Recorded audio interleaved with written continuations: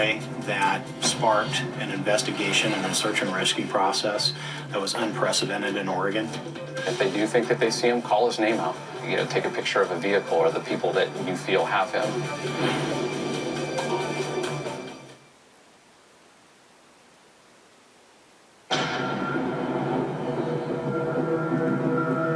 I know firsthand what it's like when you're in the middle of a media spotlight when your child goes missing. I also know what it's like when the public attention moves on, but your child is still out there somewhere. That spotlight focused here in Oregon 2 years ago, when one of the biggest missing child cases in the country took place. And while the media has moved on, Kyron Horman has not. With steadfast tenacity and a belief that his missing son Kyron is still alive, he does everything in his power, day in and day out, to find out what really happened to his precious son. The story begins in Beaverton, Oregon. That's when Kyron Horman said goodbye to his son Kyron for the last time. We stopped in the yard and had a little chat before he went up to school. We just talked about the day and just tried to calm him down a little bit. He looked a little bit anxious, as he normally is on days like that or when there's events. I just remember the conversation pretty well. Told him that I loved him. He told me that he loved me, and I gave him a kiss on his forehead, and he gave me a hug, and then he went inside, and that's the last time I saw him. Kyron was anxious because he had to present his tree frog project at the annual Skyline Elementary Science Fair. Terry Horman, Kyron's stepmom, drove him to school that morning in Kane's pickup. Investigators say after the fair, Terry left Skyline with her and Kane's 18-month-old daughter, and at some point returned home. Around 3:30 p.m., Kane had come home from his engineering job early to greet Kyron as he got off the bus, but Kyron was nowhere to be found. The door opened up and the bus driver said, "Well, Kyron's not on the bus today." It was panicked. We get in the car and we start driving up. When Kane and Terry made it up to the school, they found out Kyron left the science fair, but never made it to his first class at 8:45 a.m. Kyron was reported missing and sparked an investigation and a search and rescue process that was unprecedented in Oregon. Involved thousands of people, tens of thousands of hours of investigation and search and rescue time. Weeks went by with no sign of Kyron, and pretty soon, all sights were set on his stepmother, Terry. Terry Horman was the last person that we know of that saw Kyron at 8:45 on June 4, 2010.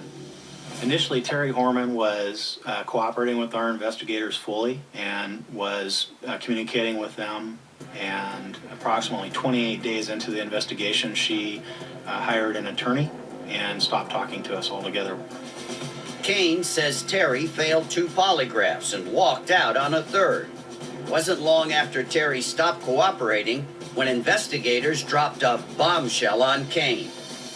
And then we got briefed on the murder for hire plot that they had discovered while looking at some of the people associated with the case. It was shocking news for Kane. Terry allegedly tried to hire a landscaper to kill him. Kane quickly got a restraining order and filed for divorce. When the couple split, Terry turned her back on their young daughter, Kira, and has not seen her child in more than 2 years. Terry returned home to the house she grew up in Roseburg, Oregon. We made the trip to Roseburg to try and chat with Terry as she came out of her house, but she did not want to talk. Investigators say at the moment, Terry is not a suspect or a person of interest. With more than 5,000 leads, 60,000 investigative hours, and 71 investigative binders, Kane has not given up, and he will never give up. From the moment he wakes up until the time he goes to bed, Kane is figuring out ways to keep the word out about Kyron. Kane has organized a campaign to keep Kyron's name out in the public eye, and he's been at some sort of event every weekend. There's a gap in our lives. It's noticeable. He has a room and a bed that was occupied full time. He was there every day. I've got a 3.5, almost 4-year-old reminder of what he looks like and some of the things he used to do when he was that age.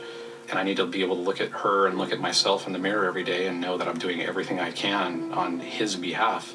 We need to make our home complete. It's been over 2 years now. What keeps you going?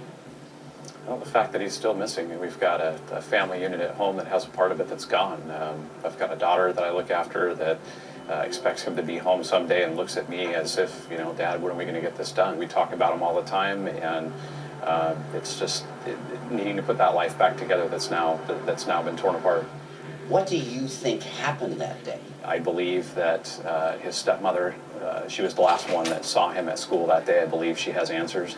I believe either she acted alone or with another person to get him out of the area. The murder for hire plot, why has she not been charged? Why hasn't that moved forward? Finding him is of the utmost importance, and I think the fear is in leading with one case that potentially, if that goes good or bad, depending on the outcome of that case, it could have an impact on the others. So I think it's a matter of leading with the strongest hand that we have that will help us locate him the quickest, and then everything else will follow. Being accused of planning a murder for hire with you is one thing. Her having nothing to do with the abduction of Kyron, why wouldn't she say, I am totally innocent of this? That's a great question, and I think we're looking for that type of cooperation and the same answers that everyone else is asking the questions for. What should people have been looking out for that day? That's one thing that's always weighed on my mind about that day is his stepmom was the last one to see him. She was familiar at that school. Everybody knew her. She was a volunteer there. And when I think about that day and the people in our community, I keep wanting to reach out to them and just get them to think through that day again and not just look for things that stand out that were not obvious, but think about the obvious. Think about what you did that was just normal, plain faces that you would normally see there. And retrace some steps. Look through the things that they have. If they have photos or even paperwork from that day, come bring it in. Come turn it in. There could be something in the background of a photo. There could be something on a document that has a timeline or a date stamp on it that could help. If he's out there, what should people look for? I think one thing is everyone's still looking for the smaller 7-year-old boy with the glasses and the big smile. So we're showing a lot of the age progressed photos that have been done both with glasses and without, so people can start to get a better image in their head of maybe what he looks like today, because he could be walking right by people without them on, and because he doesn't have them, nobody's even taken a second look. So we want people to say, I think I saw that boy. I think I've seen a boy that's changed, and that may be that boy, or this boy showed up somewhere under the strangest circumstances, and make that call. Yeah. You're praying for that, aren't you? I am, and if they do think that they see him, call his name out. Take a picture, take a picture of a vehicle or the people that you feel have him, but calling that name out is going to get his attention right away if it's him. Your beautiful daughter was about 1.5 when Kyron was kidnapped. She knew him, she grew up with him, he was in the house. Now she's vocalizing. Does she ever talk about that day? Does she talk about the search? It's always about, are we looking for him? Can we go look for him today after school? And it's a dialogue about how we look for him everywhere we go.